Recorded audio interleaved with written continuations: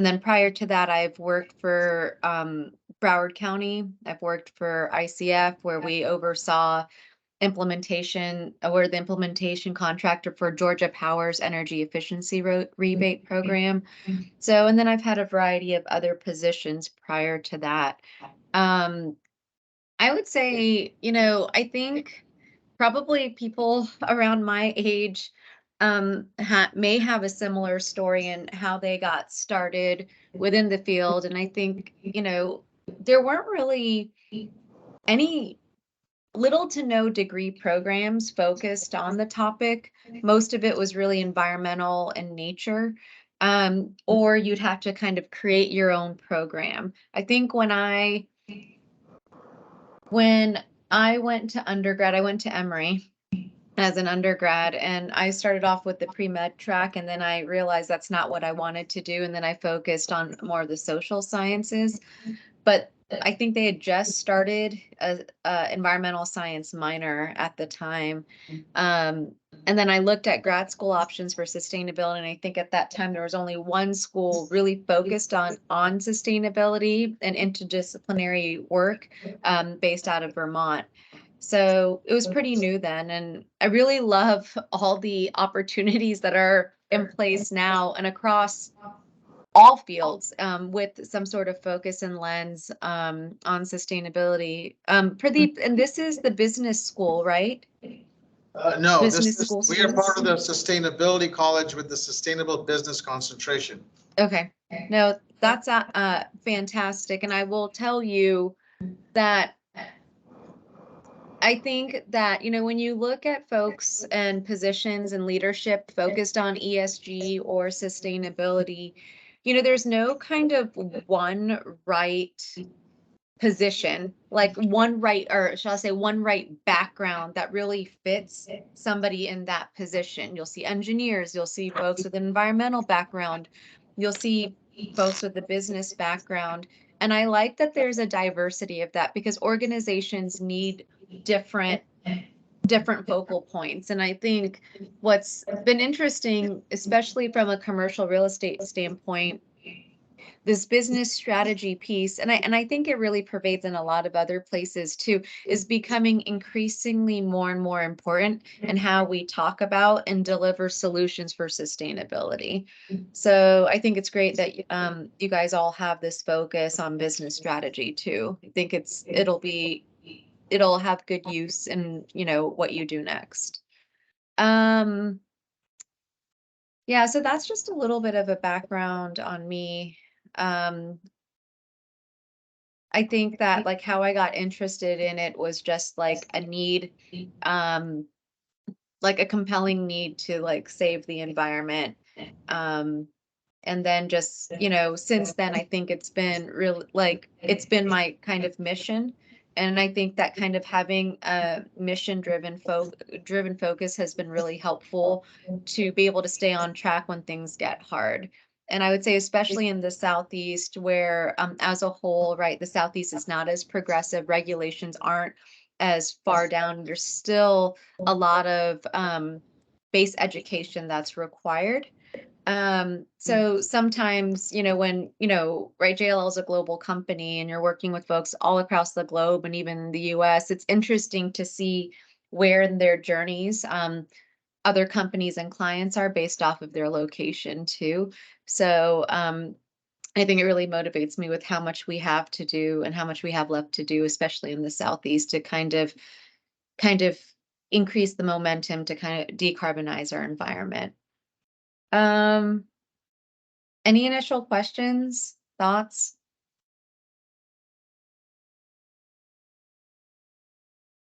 Okay, so then I'll just, and feel free to add things into the chat. Hopefully I'll see them. And then, I'm happy to just kind of share with you guys a little bit more about what I'm doing with my company right now. So I will share my screen.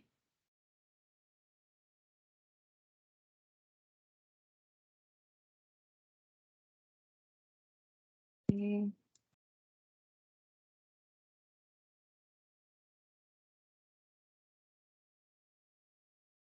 Yeah, so, I wanted to just give you guys, let me just change this. Here we go. Okay, so I wanted to just give you guys a little bit of a background of what JLL does, and then how like sustainability is integrated with that. So JLL is a Fortune 200 company focused on commercial real estate.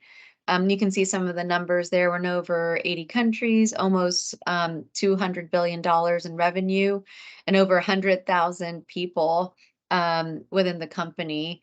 So, I came prior to this from a firm of 25, and I was number two in the company. So it's been a little bit of a shift in terms of going from small to large, but it's been really nice to have a lot of resources and support.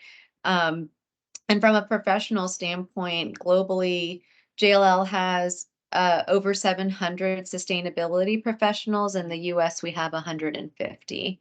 Um, and so, when we look at JLL services for commercial real estate, when I first joined JLL, I knew what they did, but I didn't know everything they did. And so that was fascinating to me. And then to see even more opportunities for insertion and integration of sustainability within JLL. So, right. I think oftentimes when you think of real estate, you think of brokers and you think of developers. But so we do have that piece as part of what we do with our clients, but we also have a capital markets group and evaluations team to help value um, different buildings and assets, and then actually help our clients secure funding for their projects.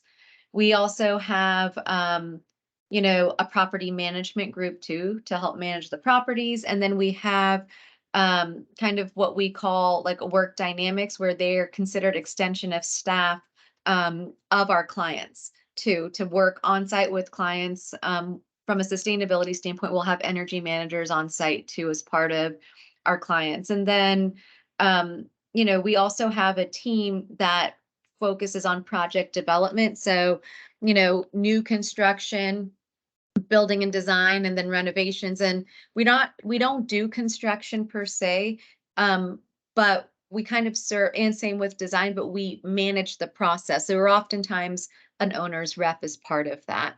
So, on this slide, you can kind of see where we are integrating sustainability throughout the whole life cycle for commercial real estate. So we'll help with visioning and coming up with sustainability goals and plans. We'll help track greenhouse gas emissions. We'll come up with strategies for at a portfolio or asset level. We actually will help with site selection based off of sustainability criteria.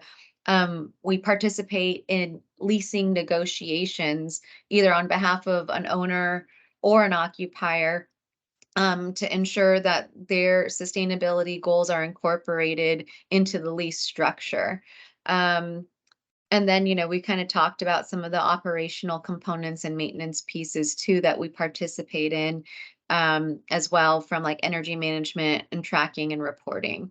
Um, so we kind of try to make sure that we're integrated throughout everything that JLL does.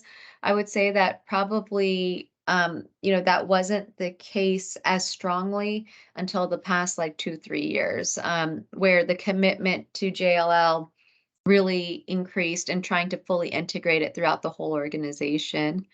Um, you know, we have a pretty long list of clients that we work with. I just put up a few. Some you may be familiar with, some you may not. But we work across the spectrum of owners, occupiers, investors, even types of real estate, healthcare, um, financial entities, industrial, and lots of other components too, and manufacturing, whatnot. So it's a little bit of everything. We have municipal and local government clients as well.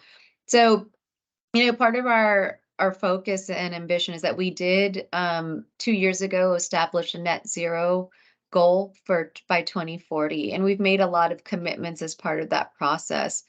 We do align ourselves with science-based targets, and you can see some of those reduction targets as intermittent targets along the way. And we are looking at scope becoming net zero, maximizing scope 1, 2, and 3.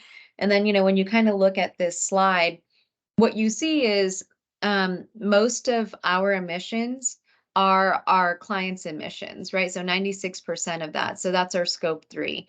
And so, in order for us to achieve our net zero goal, we have an imperative to help our clients reduce their emissions within their buildings as well. So, you've got a team that's focused internally on like JLL's, own offices, fleet, and things like that, what we're doing internally. But you also have a group that's focused on clients. And so I kind of fall within the group that's really focused on helping clients become more sustainable and reducing their emissions. And then, just from a service standpoint, we kind of put ourselves within three buckets. So one is the consulting piece, which is where I fall. One is that operational piece, which I kind of described before. And then we have a sustainable infrastructure group that really looks at renewable energy infrastructure and doing a lot of public-private partnerships on a pretty large scale. So it's renewable energy and like our consulting group has EB strategy, and they do more on the implementation side too, and financing for that as well. And then we use technology resources and sources throughout that whole process to kind of gain more traction with what our clients' goals are and trying to accomplish. Um, and I won't really go through this, but from just the specific consulting standpoint, here's some examples of the types of things that our team is really focused on and doing, from ESG advisory to then decarbonization advisory, and then even just sustainable buildings design and operations. Um, what I wanted to do was just kind of take a shift and talk about what we're really seeing in the market as kind of drivers and trends for this, from a real estate perspective, of what we're seeing clients really, what are motivating clients to really engage more and focus on ESG. I mean, listen, the reality is that in Florida, terminology associated with ESG has been pretty political, right? And we've got a governor that doesn't necessarily support that now, and that's just fact. And there's a lot of things that we can be and do focus on, and just depending on where you are in the region requires different use of terminology and language to gain traction. So we just try to be mindful of that and stay focused. And, regardless of what's considered political in nature or not, um, there's still so many other drivers that are pushing, sustainability efforts, decarbonization efforts, and even ESG efforts within Florida, um, that is coming in through the private sector. So, and I would say over the last 2 to 3 months, I'm getting more requests for support and service than I have for the whole time I've been here. And I think too, a lot of companies and people are moving to Florida. So you're also getting folks from other parts of the world and the country that have a different perspective on the topic, and companies that have commitments and goals. And I'll talk about that more. But what we're really seeing as kind of key drivers um, for sustainability and ESG is just kind of, we're seeing an increase in demand um, for buildings that help meet clients' ESG goals, whether it's a tenant, whether it's an investor, and whether it's an employee or an occupier. People don't, and you guys know this, like they're not going to, people don't want to work for companies that don't have a strong ESG program in place. And we're seeing, based off of numbers, that people are willing to take less pay to work for like a company that kind of values ESG than those that don't. And then there's a definitely a huge component associated with risk, and there's climate risk. And I think for Florida, it's an easy case that we can make and that we see often, whether it's, last week and flooding in Fort Lauderdale, or hurricanes, sea level rise, whatever it may be. And we're seeing a lot of that risk kind of in Florida, it comes especially in play from an insurance standpoint, insurability too. And that hasn't fully come into play in other parts of the US. But then there's just really a transition risk piece too that comes into play. We are seeing risk associated with liquidity risk too. That's I mean, Europe for sure, because regulation is much higher, but we're seeing it in the US too. Um, from a financial standpoint, we are also seeing preferential ratings for ESG based assets. And then we're also seeing that the demand from investors, especially those from Europe, are really requiring and only investing in buildings that are associated or are green buildings or buildings that have a low carbon. And then, the other big factor is compliance, and there is more and more regulation coming out across all levels, focused on compliance. Um, and whether it's international, state, or local, they all kind of, influence each other. Like, I mentioned our European investors, they have mandates that they have to meet in Europe. So even if they're investing in the US, they still need to report on what they're doing there. So they are really pushing things. And I say a lot of the investors are, in fact, a big driver of this too.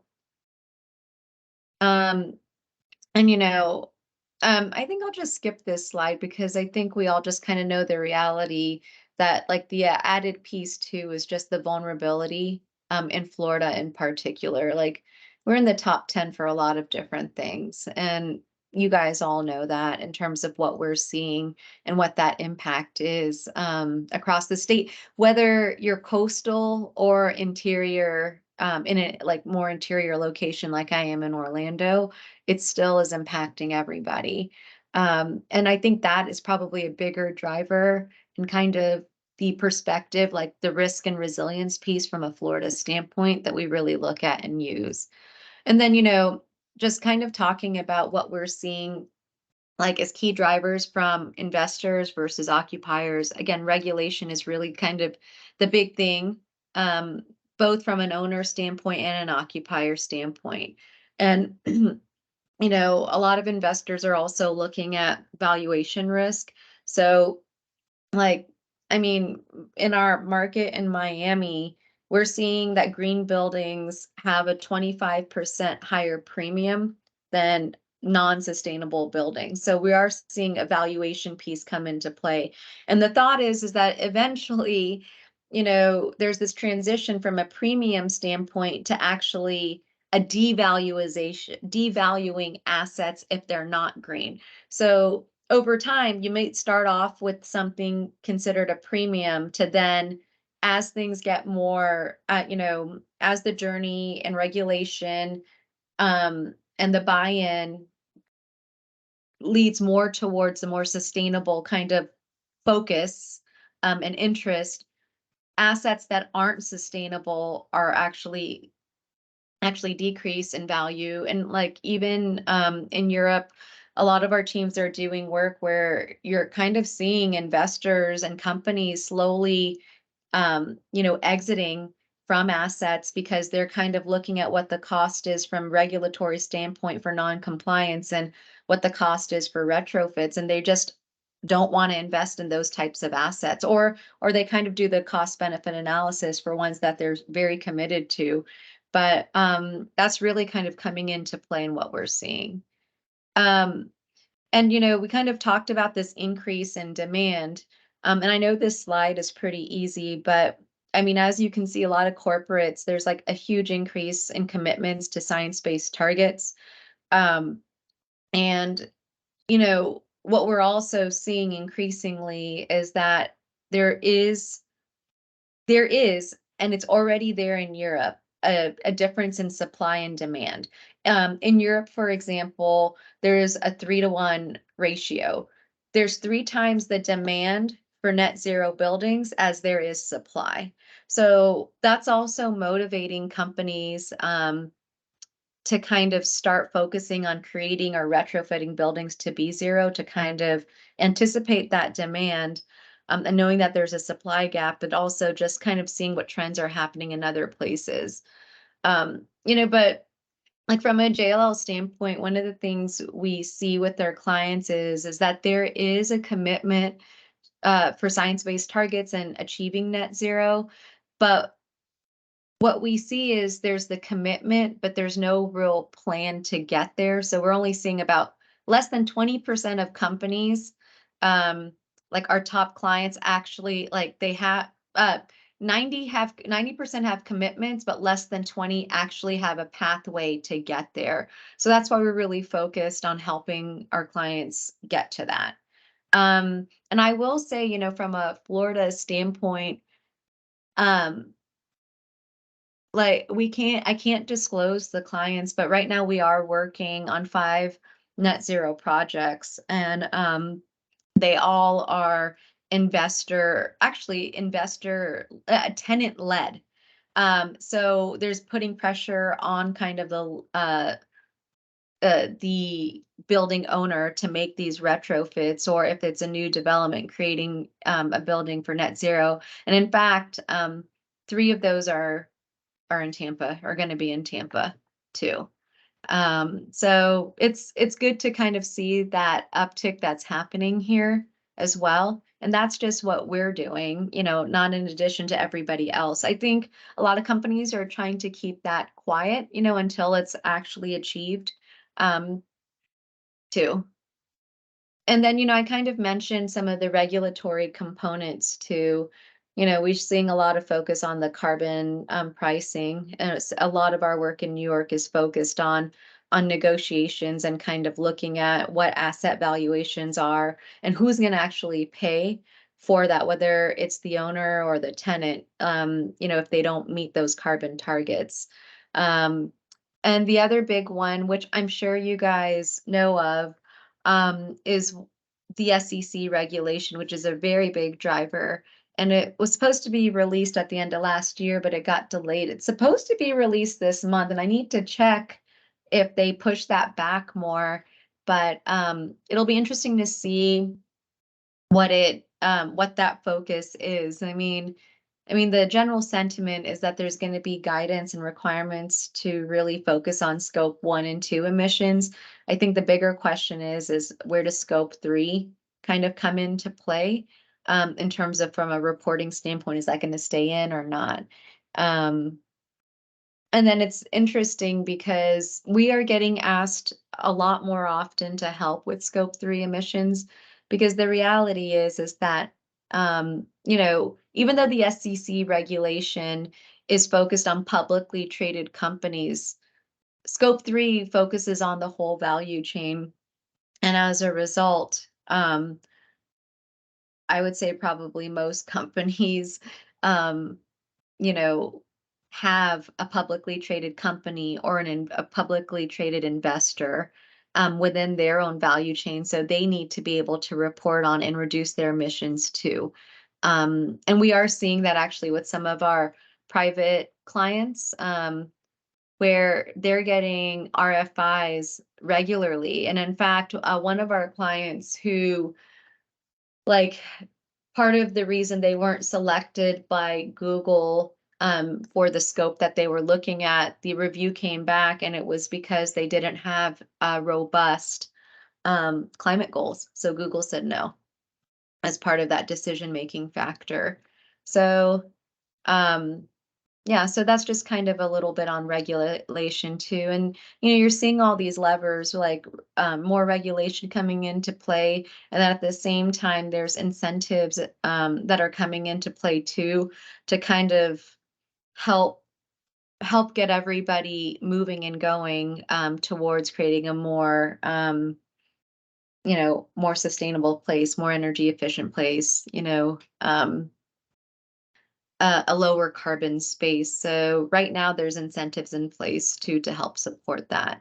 And one of the things so like kind of just transitioning to the next piece, one of the things, like, I know you guys know what net zero is, but when we talk about some of the challenges we're seeing with our clients, this definition is actually pretty challenging for them to understand. And then there's the definition or the difference between, being net zero or carbon neutral. And so there's a lot of confusion over that too, in defining what's included. We often stick to net zero aligned with science-based targets when we're looking at that with our private clients, but we always like to try and verify and make sure there's agreement with that. And I mean, listen, if you're going to choose one over the other, my personal opinion and is that moving towards net zero versus carbon neutrality. And that's normally what we try and encourage our clients to do, but not all of them want that. Some have a key focus on carbon neutrality. And the reality is that they're similar, and the idea is they have the end result of removing harmful emissions. um, but the scale and the kind of emissions removed are different. And then the allowances for offsetting are different too. Whereas net zero really focuses on removing greenhouse gas like emissions. As a whole, carbon neutrality focuses on CO2. I feel like there's some strong definitions, like based off of science-based targets for net zero. And then they have a requirement you have to first reduce or eliminate your emissions. And depending on the industry sector, that has to be in place for 90 to 95% of your emissions. So reduce emissions, eliminate them first, and then and after you've exhausted all options, you have an offset. And it's definitely more difficult to obtain than achieving carbon neutrality. Sometimes these offsets are immediately secured, and it folks aren't like companies aren't as worried about reducing their emissions, and really the intent, I think, is to do both. So that's like, some of the things that we're seeing and noticing is just kind of the confusion and the decision of what to go after. Um, and then, you guys have seen this, like it's from the EPA, but there's a big challenge that we're seeing if we're focusing on scope 3. One is just even managing the data, and people like companies not even having the ability to manage the data or gather the data. And then the other thing is to actually influence upstream and downstream activities, which is not easy and can be quite costly. So it's a big focus, and it's a big challenge in terms of just trying to get to zero over time.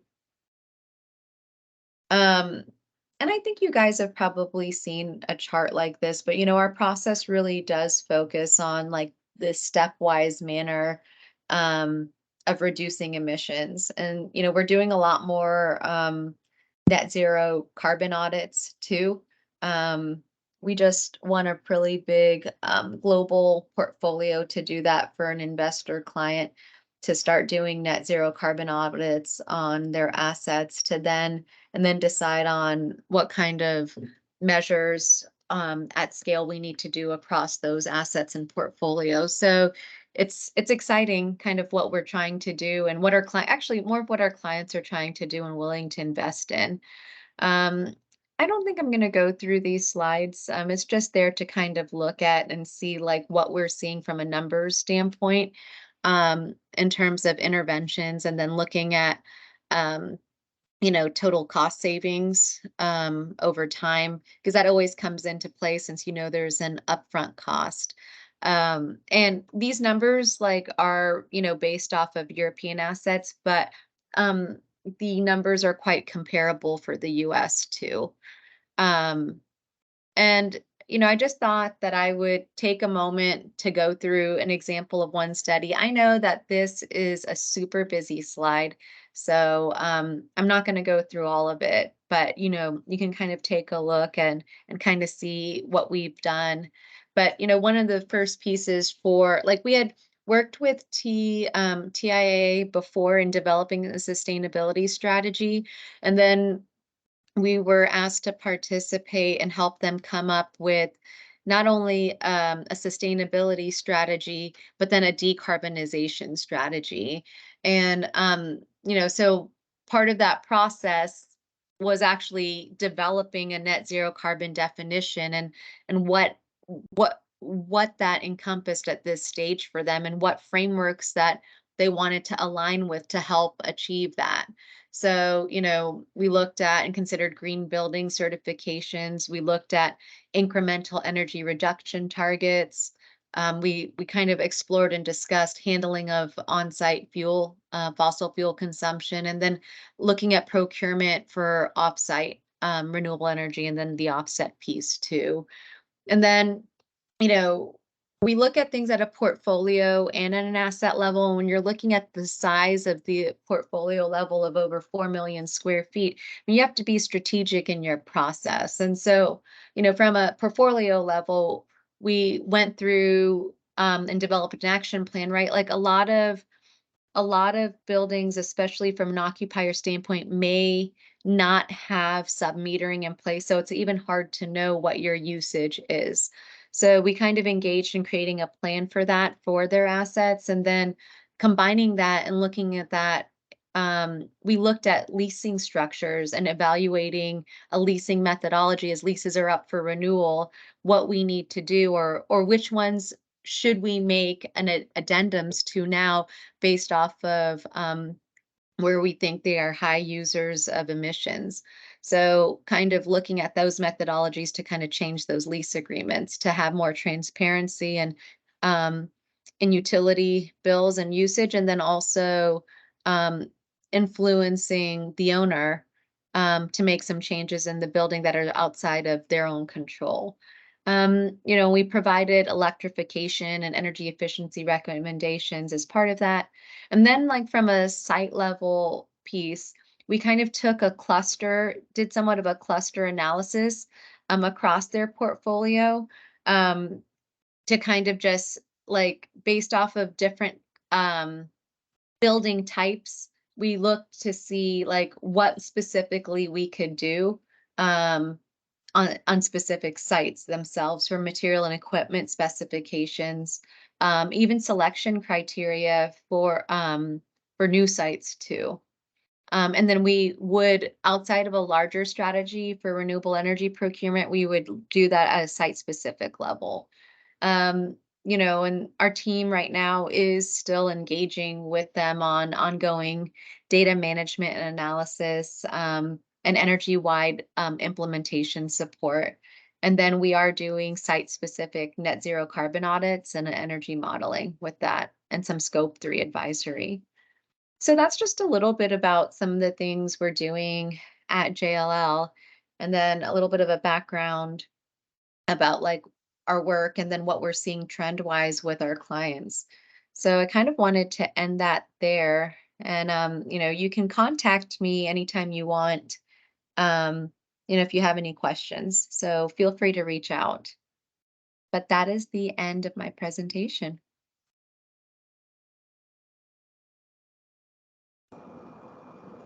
Thank you very much, Mhm. Mittal. That was really well done. Appreciate the detail that you provided. Let me open it up to some questions to the audience. See if there are any questions that people have. We're waiting for people to respond. I have a quick question. So you mentioned that most of your consulting that you do is primarily for buildings, correct? Um, so my question to you is I mean, there's multiple ways to get to net zero, like you talked about, or even the carbon neutrality. Now, there seems to be a push to LEED certification as well. Sometimes the LEED certification process is not uh, conducive to things like net zero. Any thoughts on that at all? Yeah. Yeah, I mean, lead doesn't necessarily, right? Like research shows that lead doesn't necessarily mean you're getting to net zero, nor has the research always shown um, that it's reducing emissions. And um, So oftentimes when we're going through an engagement strategy with our clients, we focus on what the goal is first. And sometimes it's not just net zero, it's other things too. And then, and like, and then we decide with them and make recommendations whether a certification makes sense to achieve those goals. So one of our clients who we can't disclose, it was actually the other case study. They decided that they wanted to have zero carbon buildings, and they wanted to achieve LEED as well through all their assets. So we're helping them with 150 assets this year, taking them through that process for their buildings. So I think it just depends on what goals you have. And we're still seeing a demand for LEED, you know. It hasn't gone away. And I mean, we're actually seeing a lot of demand for like like the more health safety based components too. And that hasn't gone away because I've thought for a long time, and I mean, I'm on the board for this, like the state board for USGBC. And so I mean, it's in a discussion there too. But I think that you've got municipal governments that are including that as part of requirements for new construction. But on top of that too, there is a reputational component that comes into play as well. That's kind of showing third-party verification, which is very important to some companies. So that's when LEED is more important. Got it. Okay. All right, we have a couple of questions here. So Marilyn, you had your hand up. You want to go ahead? Yes, a little very related to what Dr. Halder asked. I was like you said, you focus on developing these projects, making them greener, being buildings. I was gonna ask, what are the parameters that you use, if it's LEED or any other that you use to build or develop these buildings? What are your bases? It's I have a similar response. It really depends on the goals. I mean, sometimes we're doing bespoke efforts too, even for some of the largest like I can't disclose them, but some of the largest tech clients that we know of, in existence. They want something that's specific to them. So they're not going after certifications per se, but they want to develop criteria that's more specific to their key focuses, which isn't always just net zero too. So, but we have actually a large group that focuses on certifications. And I feel like we've got somebody or a lot of folks that are experts in most certifications, like across the board with 150 professionals. Like you've got people who've got experience with most of them. I mean, I would say for the net zero work, no, there's not one. I mean, I feel like LEED is probably still, like of certifications, LEED's probably the most predominant, I would say, still. But if people aren't doing LEED, they're doing a health or safety based certification. And then for net zero, we're seeing more focus on just science-based targets and alignment with that, which doesn't necessarily mean it has to be a certification. Okay, makes sense. Thanks.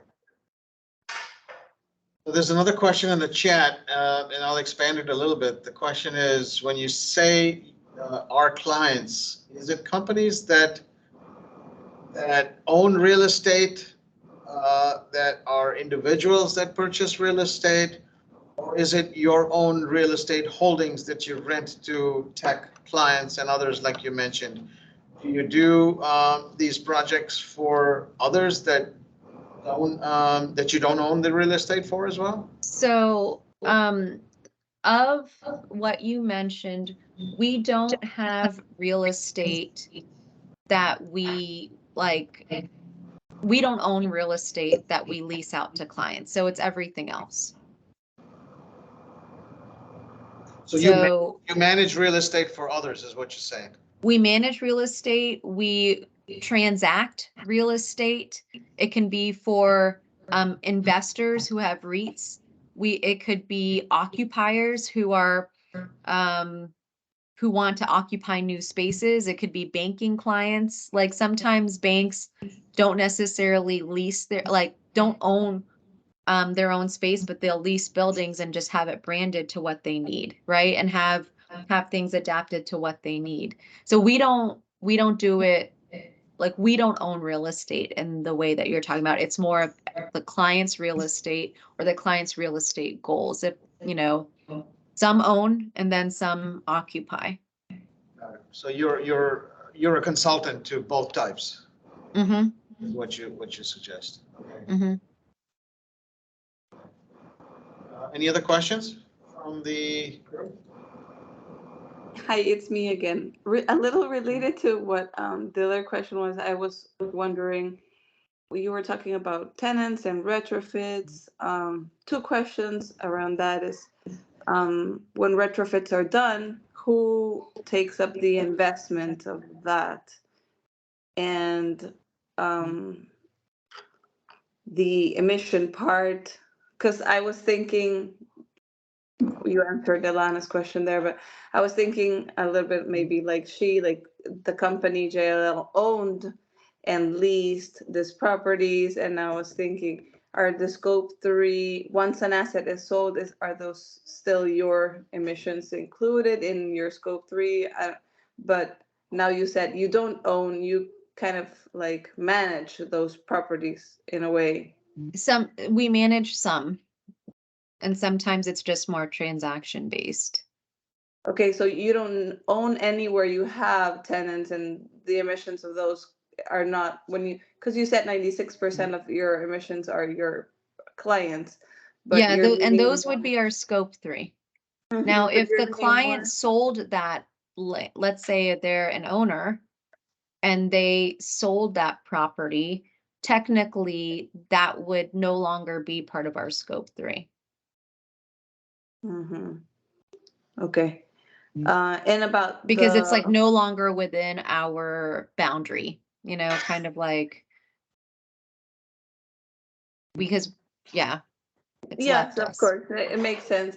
And about the investment for the retrofit of the properties, is that your clients or Yeah, your client's so, client? we are coming across that a lot. So sometimes.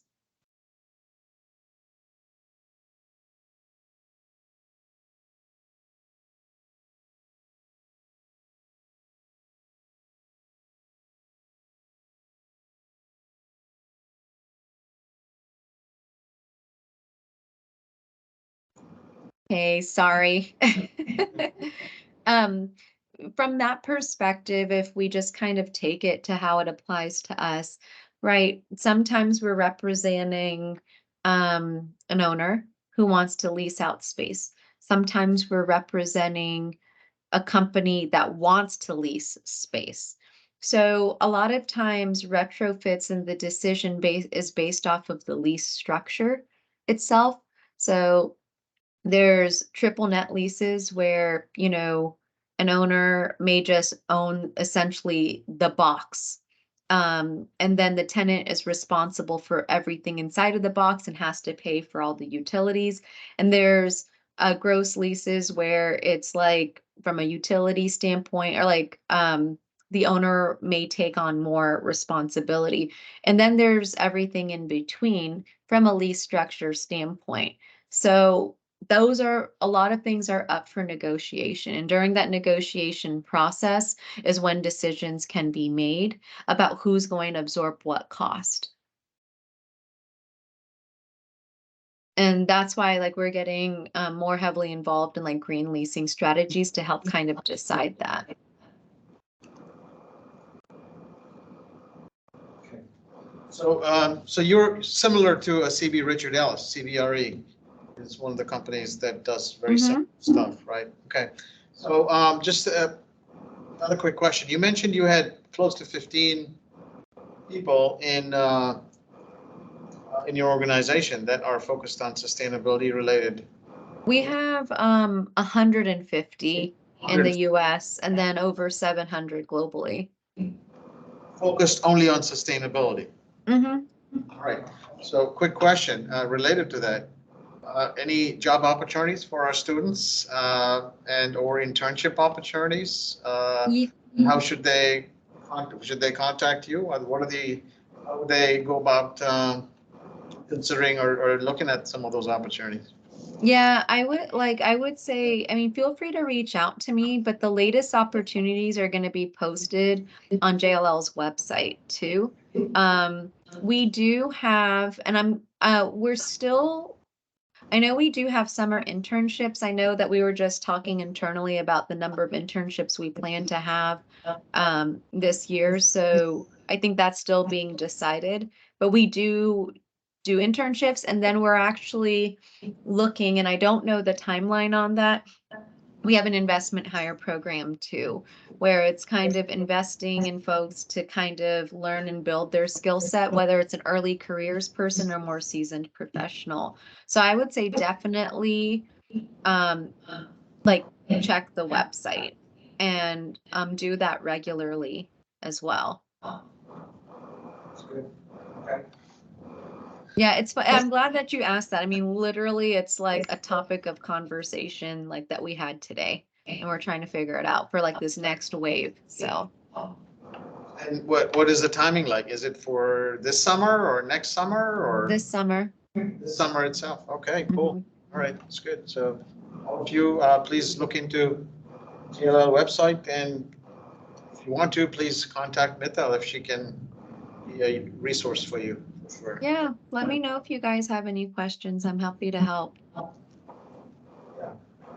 All right, I think we have time for one or two more questions. Are there any?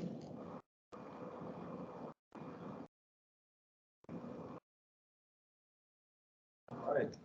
If not, Mittal, thank you so much. We do appreciate you having to move your schedule around to try and connect with us and talk to us and tell us about the things you're doing. If you can share your presentation with us, that would also be beneficial. I think we could share it with everybody else, but it was certainly very helpful for our students to understand what you do. Thank you so Oh, much. yeah, Appreciate it. thank you guys. And thanks for the opportunity. And I love that you guys have this as a focus in your career and in your studies too. So good job. Thank you. Okay, bye. Thank you. And next time we'll get you to come and be here in person. I know, I know. I'm so sorry I couldn't make it. No worries. No Okay, worries. take care. Thank you. Thank you, everybody.